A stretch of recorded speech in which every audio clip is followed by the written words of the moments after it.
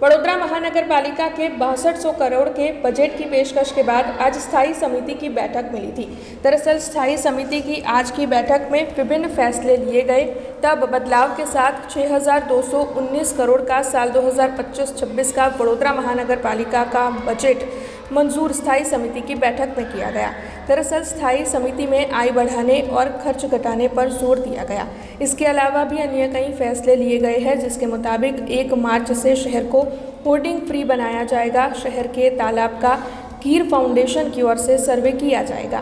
तालाबों को गहरा और इंटरलिंक करने के लिए सर्वे गिर फाउंडेशन करने वाला है। इसके अलावा बढ़ती जा रही बस्ती को ध्यान में रखते हुए पानी की नई लाइन और नए सोर्स भी खड़े करवाए जाएंगे। तो वहीं अन्य कई फैसले भी पालिका की ओर से लिए गए हैं। तब इस बारे में स्थायी समिति के चेयरमैन डॉक्टर शीतल मिस्त्री ने ज़्यादा जानकारी दी है।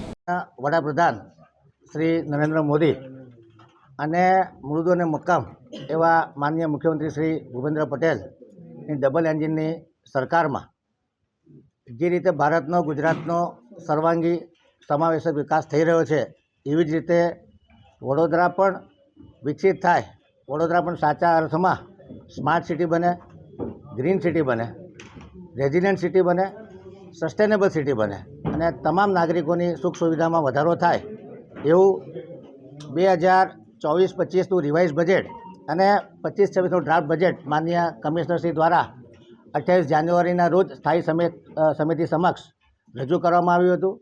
લગભગ 9 જેટલા સેશન સુધી ચર્ચા વિચારણા કરી અને સ્થાયી સમિતિએ આવક વધારવાના અને ખર્ચ ઘટાડવાના જે સૂચનો કર્યા, એના લીધે જે ફાઇનાન્શિયલ છે બજેટના, એમાં નાના મોટા ફેરફાર થયો છે। માનનીય કમિશનરશ્રીએ જે બજેટ મૂક્યું હતું એમાં ડ્રાફ્ટ બજેટ 6256 કરોડ હતું, 6256 કરોડનું હતું, જે વધી અને 6219.81 કરોડનું થયું છે।